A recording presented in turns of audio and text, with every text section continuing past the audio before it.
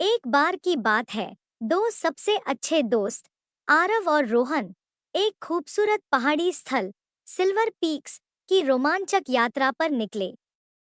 दोनों बचपन से ही अविभाज्य थे। स्कूल की शरारतों से लेकर देर रात की बातचीत तक उन्होंने अनगिनत यादें साझा की थी। अब युवा होने पर उन्होंने अपने एक सपने को सच करने का फैसला किया, एक पहाड़ी स्थल की यात्रा करना और प्रकृति को करीब से महसूस करना। सिल्वर पीक्स की यात्रा एक सुबह जल्दी शुरू हुई। दोनों ने अपने बैग में ढेर सारे स्नैक्स, गर्म कपड़े और कैमरे रखे थे ताकि हर पल को कैद किया जा सके। आरव, जो अधिक साहसी था, ने पहले से ही एक व्यस्त यात्रा योजना बनाई थी, जबकि रोहन, जो अधिक शांत स्वभाव का था, बस यात्रा का आनंद लेने के लिए खुश था। कुछ घंटों तक जंगलों और घाटियों के बीच सफर करने के बाद वे पहाड़ियों के पास पहुंचे। वहां से उन्हें ऊंचे ऊंचे पहाड़ दिखने लगे, जो हल्की बर्फ से ढके हुए थे और सुबह की धूप में चमक रहे थे। जैसे जैसे उनकी कार ऊंचाई की ओर बढ़ी, उन्हें हवा में ठंड का एहसास होने लगा, जो उनके शहर की गर्मी से बिल्कुल अलग थी। रोहन, देखो वो दृश्य, आरव ने खिड़की से बाहर इशारा करते हुए कहा। रोहन भी वहां की लंबी पाइन के पेड़ और धुंध की चादर को देखकर मंत्रमुग्ध हो गया। ये किसी और दुनिया में कदम रखने जैसा था, एक ऐसी दुनिया जो उनके दैनिक जीवन की शोरगुल से कोसों दूर थी। गंतव्य पर पहुंचने के बाद उन्होंने एक आरामदायक लकड़ी की झोपड़ी में चेक इन किया, जो एक विशाल घाटी के ऊपर थी। जैसे ही उन्होंने अपने बैग रखे, आरव ने एक नक्शा निकाला और उत्साहपूर्वक योजना बनाई। हम पहले हाइकिंग करेंगे, फिर पैराग्लाइडिंग भी, और हो सके तो वो झरना भी देखने चलेंगे जिसके बारे में स्थानीय लोग बताते हैं। रोहन हंसते हुए बोला, आरव, एक एक कर चलते हैं। पहले आसपास की पगडंडियों को देख लें। वो तुरंत निकल पड़े, संकरी पगडंडियों पर चलते हुए जो घने पाइन के जंगलों से होकर जाती थी। पेड़ों की ताजी मिट्टी की खुशबू और चिड़ियों की चहचहाहट हवा में बसी हुई थी। आरव आगे चल रहा था और हर चीज की तस्वीरें ले रहा था, जबकि रोहन शांति से उस खूबसूरती का आनंद ले रहा था। चलते चलते उन्हें जंगल में एक छोटी चाय की दुकान मिली, जहां एक बुजुर्ग उन्हें गर्म और सुगंधित चाय परोस रहे थे। चाय पीते पीते बुजुर्ग ने उन्हें उस पहाड़ी स्थल की कहानियां सुनाई, उन यात्रियों की कहानियां जो एकांत की तलाश में आए थे और रहस्यमय तरीके से गायब हो गए। आरव उत्सुकता से सवाल पूछने लगा, जबकि रोहन चुपचाप सब सुन रहा था। चाय खत्म करने के बाद उन्होंने उस बुजुर्ग को धन्यवाद दिया और अपनी राह पर चल दिए। उनकी जिज्ञासा अब और बढ़ चुकी थी। पगडंडी उन्हें एक ऊंची चट्टान तक ले गई जहां से पूरी घाटी का दृश्य दिखाई दे रहा था। वह दृश्य बहुत ही सुंदर था, जैसे कोई सपना देख रहे हों।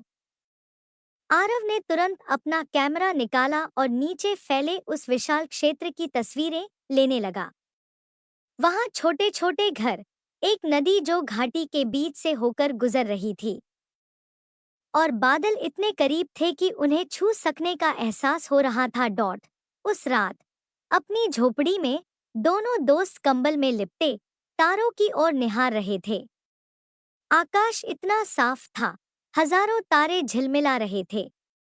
आरव ने कहा, कितने छोटे हैं हम इस विशाल ब्रह्मांड के सामने, तो रोहन ने गंभीरता से जवाब दिया, इस यात्रा ने मुझे कुछ बदल सा दिया है। मुझे लगता है अब मैं जीवन को और धीमा करना चाहता हूँ, उसे और सराहना चाहता हूँ। आरव ने सिर हिलाया, वह भी समझ गया कि उसका दोस्त क्या कहने की कोशिश कर रहा था।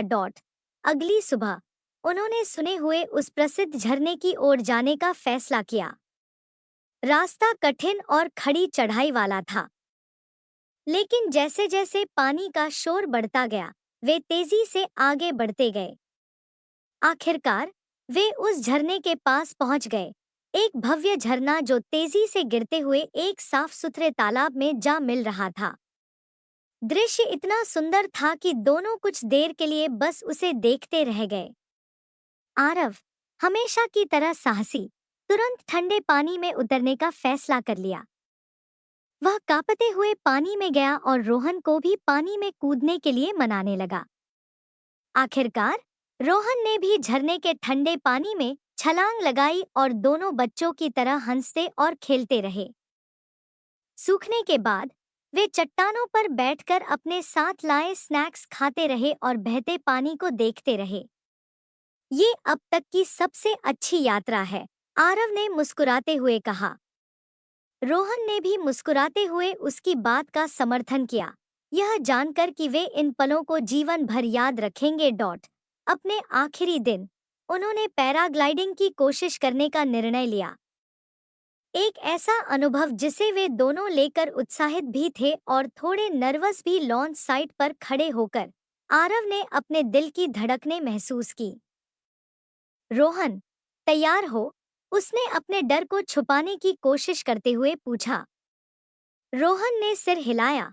उसका चेहरा थोड़ा पीला था लेकिन दृढ़ निश्चय से भरा हुआ। गहरी सांस लेते हुए उन्होंने उड़ान भरी और हवा में तैरने लगे। तेज हवाएं उनके पास से गुजर रही थीं और नीचे पूरा पहाड़ी स्थल दिखाई दे रहा था। जब वे अंततः उतरे, दोनों उत्साह से भरे हुए थे। उन्होंने एक दूसरे को हाई फाइव दिया और उड़ान के दौरान हुए डर को याद कर हंसने लगे। उन्हें एहसास हुआ कि उन्होंने केवल नए स्थानों का ही दौरा नहीं किया, बल्कि अपने डर को भी पार किया, अपने दोस्ती को और गहरा किया और जीवन भर के लिए यादें बना ली। अपने बैग पैक करते हुए उन्होंने एक दूसरे से वादा किया कि वे हर साल वापस आएंगे, नए स्थानों की खोज करेंगे और अपनी यादों के संग्रह में इजाफा करते रहेंगे। सिल्वर पीक्स ने उन्हें केवल एक छुट्टी ही नहीं दी, बल्कि एक नई दृष्टि, एक मजबूत दोस्ती और यह एहसास भी कि सबसे अच्छे साहसिक कार्य वे होते हैं जिन्हें आप किसी ऐसे व्यक्ति के साथ साझा करते हैं जो आपको समझता है। पहाड़ियों पर आखिरी बार नजर डालकर वे घुमावदार रास्ते पर वापस चल पड़े, अपने साथ पहाड़ों की भावना और एक वादा लेकर कि वे फिर से लौटेंगे।